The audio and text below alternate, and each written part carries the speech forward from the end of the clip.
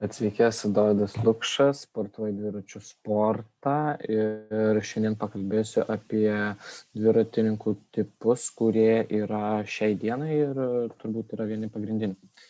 Tad pradėsim nuo to, kad sprinteris yra žmogus, kuris sugeba išsilaikyti grupėje ir finišo tiesioje su savo komandos draugų pagalba yra išvežamas į finišą ir sugeba laimėti finišą. Dažniausiai sprinteriu būna žmogus, kuris yra šiek tiek raumeningesnis ir turi labai staigią galią finišų. Tad kitas tipas yra Gregoris. Tai yra dviratininkas, kuris apsaugo savo komandos lyderį, pavyzdžiui, nuo vėjo. Dažnai aukojasi dėl jo padėdamas jam, kad jisai sunaudotų kuo mažiau energijos ir galėtų kitą dieną smarkiai važiuoti ir taupytis, kitaip tariant. Dažnai būna tokių situacijų, kad Gregoris turi užleisti savo laimėjimą komandos draugą dėl jam pritaikytų bonusinių sekundžių finiše. Tai praktiškai galima sakyti, kad tai yra visą šlovę atiduoda lyderiui, o juodai dirbantis Gregoris dažnai lieka net nepastebimas. O dar kitas tipas dviratininko tai būtų alpinistas. Tai tokį atletą galima vadinti kalnų žmogumi, kadangi dažniausiai tokie dviratininkai būna gimę kalnuotose vietovėse kaip Kolumbija, Italija, o galbūt Ispanija, nes tenais būna daug visai pritaikytas klimatas, daug mažiau deguonies, todėl jų organizmas nuo pat mažens būna pripratęs prie tokių sąlygų ir išvažiavus varžybose į tokią vietovę jiems būna tiesiog įprasta treniruotė kalnuose. Tad jie sugeba į kalną važiuoti maksimaliu krūviu į labai ilgą laiko tarpą. Kitas tipas būtų TT meistras, tai kitaip vadintųsi time trailist. Tai junginys išsiverstų, kad tai yra dviratininkas, kuris sugeba važiuoti laikui pavieniui, tai startuoja vienas dviratininkas ir bando įveikti tam tikrą kilometrų skaičių kuo greičiau. Taip pat yra, kaip matom, specialus šioks toks dviratis, kad visas būtų labiau aerodinaminis, galiai įsistato diskas pilnas, kad sutaupytum kuo daugiau laiko, labai pilna daug įvairios įrangos, kuo labiau aerodinamiškesnis šalmas, dažniausiai pirštinės, aukšti antbačiai, kad viskas būtų kuo aerodinamiškiau. Tad ir šiam sugebėjimui reikia gero pasiruošimo, gero fizinio sudėjimo, ištvermės, savo ribų žinojimo bei 100% atsidavimo viso važiavimo metu. Taip pat yra toksai tipas, irgi lietuviško pavadimo neturi, tačiau tai vadintųsi lietuviškai turbūt pančeris, tai paskutinių kilometrų smūgiuotojas. Lietuviškai turbūt išsiverstų, kad ir šį talentą turi tikrai ne kiekvienas, nes tai labai daug rizikos reikalaujantis taktinis sprendimas. Nes jeigu netyčia šis tas smūgiavimas paskutiniais kilometrais nepasisektų ir gali tiesiog fiziškai užtekti jėgų finišui. Ir esmė būtų, kad likus mažiau negu 30 km tiesiog pabėgti nuo grupės ir atiduoti viską, ką gali, ir taip laimėti varžybas, kaip padarė ir šis dviratininkas, kad atakavo likus paskutiniam ratui ir laimėjo pasaulio čempionų titulą. Tai taip pat yra tokie dviratininkų tipai, kurie tik prasidėjus varžyboms ir nuvažiavus techniniam automobiliui šauna į priekį ir atitrūksta nuo grupės.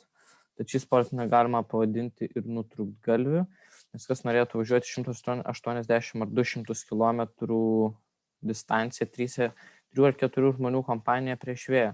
Tačiau tokių dviratininkų tikrai yra ir tikrai neretai būna, kad tokia taktika pasiteisina ir būna laimėtos varžybos kažkurio dviratininko nuo pat starto. Tačiau, retai, bet tikrai pasitaiko. Ir daug kas sako, kad tokia ataka yra prasminga rėmėjams, nes labai neretai jos rodo tuomet per televizorių visada ir ne taip, kad grupiai būtų visada važiuoti, o pabėga ir juos filmuoja. Ir taipogi yra toksai dalykas dviratininko tipas kaip universalas, kuris praktiškai apima visus dviratininkų tipus aukščiau minėtus, sugeba visur būti geras, taipogi ir net kitų disciplinų. Ir tokių sugebėjimų tikrai turėtų pavydėti kiekvienas dviratininkas ir tokį talentą galima pasiekti tik labai sunkiai dirbant ir siekiant savo užsibrėžtų tikslų. Taip, kaip ir matome nuotraukoje, čia yra labai žymus šiuo metu dviratininkas Matthew van der Poel. Jisai yra Olandas ir pirmą savo čempionatą Europos berods laimėjo 15 ar 16 metų.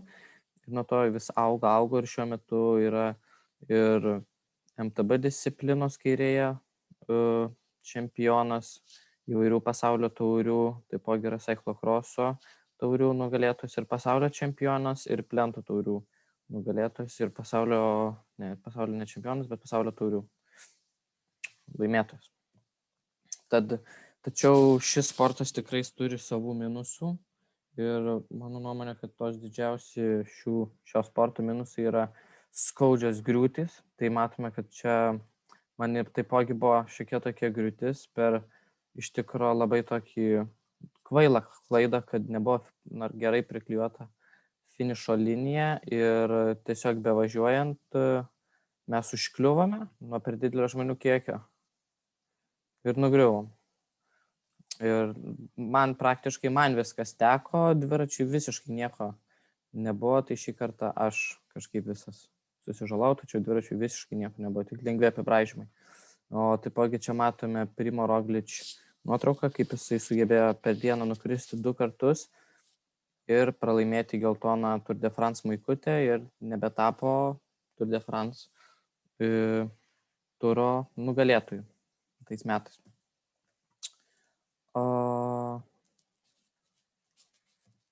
Taip, dar čia viena griūtis, įvykusi praeitais metais, kuri privertė dviratininką pakliūti į komą po griūties.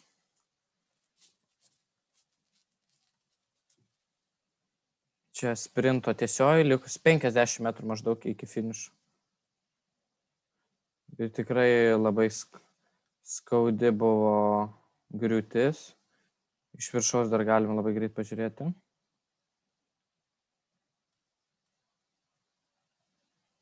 Tiesiog susistumdė dviratininkai ir visiškai nesitikėjo, kad taip išsirutulios tas susistumdymas. Ir, bet taip jau nutiko ir iki griūties tai privedė ir koma. O savo manimu, aš manau, kad pats esu alpinistas, nes tai labiausiai mėgstu ir labiausiai patinka tokios trasos, kuriuose yra kalnų. Paskutiniu metu labai pagerėjo mano fizinis pasiruošimas būtent tam ir esu tikrai to sudėjimo, nes esu gan aukštas savo svoriui. Svoris tikrai nedidelis ir jis neauga ir turiu jėgos ir visiškai nesvarbu, ką sako kiti ir koks tu esi pagal kitus, svarbu, ko pats nori ir tikėti tai, ką pasieksi. Tad apibendrinant, tikiuosi, pavyko pristatyti jums dviratininkų tipus ir kažkiek suvokti jų vaidmenį varžybose. Ačiū už dėmesį.